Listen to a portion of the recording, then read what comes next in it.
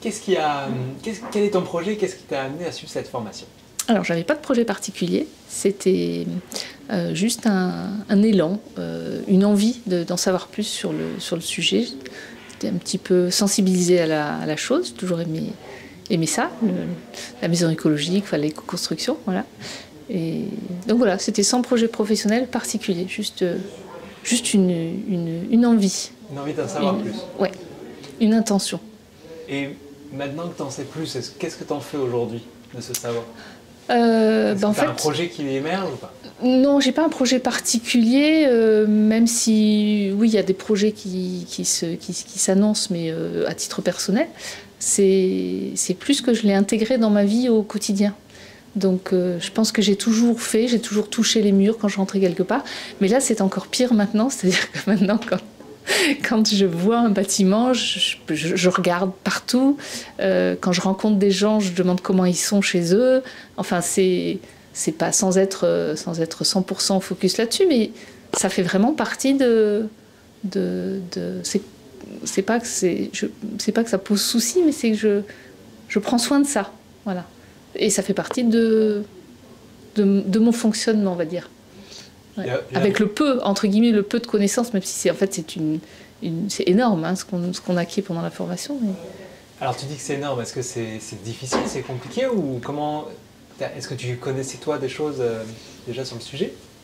Oui, un petit peu, mais c'était survolé. Je connaissais un petit peu sur certains matériaux, oui, sur l'isolation, mais en fait très peu. Et on se rend compte, plus on va dans la formation, plus on se rend compte qu'en fait on ne sait rien. Donc non, ça ne m'a pas paru difficile, hormis peut-être certaines parties de chapitres qui sont un petit peu techniques, mais ça ne rebute pas, au contraire, ça donne envie de comprendre. Donc sans aller dans les calculs thermiques, il y a d'autres qui les ont fait, il y a des tableaux, c'est très bien, on s'en sert, on ne se prend pas la tête avec les calculs, mais du coup c'est très riche.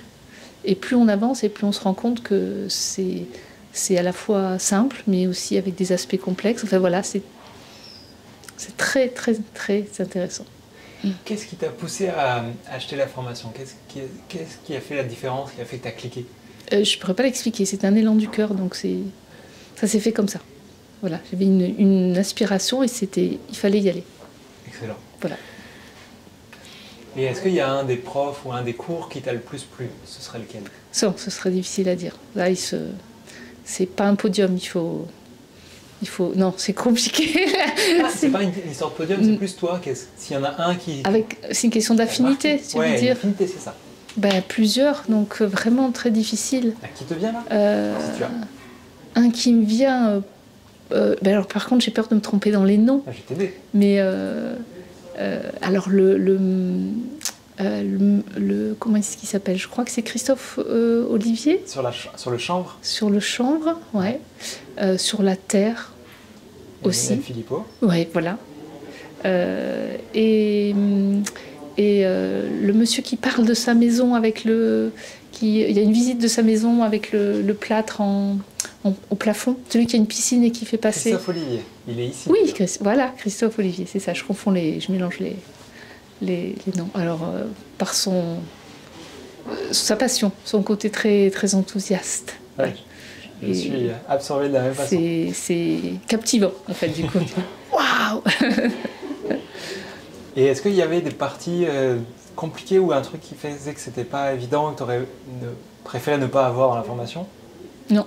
Non, non, du tout. Je trouvais que même si ça sortait un petit peu de la construction, le fait d'ouvrir justement, ça montre en fait vraiment le côté global. On n'est pas juste sur de la matière et sur de l'habitat. C'est qu'on touche l'humain, donc la permaculture, le côté aussi électromagnétisme, en fait, c'est un ensemble. Donc c'est ça qui... Cool. Ouais.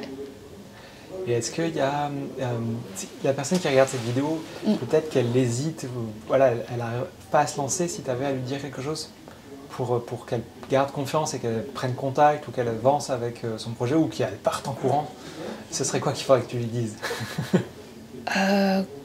Que ça s'insère facilement dans la vie quotidienne en termes de temps d'apprentissage, si c'est ça dont tu parles, parce que C'est toi qui décides. c'est à son rythme. Voilà.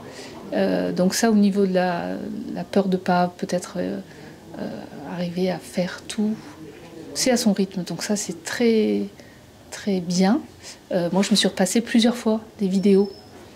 Bon, parfois en accéléré, parfois pas. Mais on peut le mettre aussi en musique de fond. Et puis intégrer des notions. Et puis à la deuxième écoute, on n'entend pas forcément la même chose. C'est pas forcément. On peut avoir une écoute attentive, mais pas forcément scotché devant son écran aussi.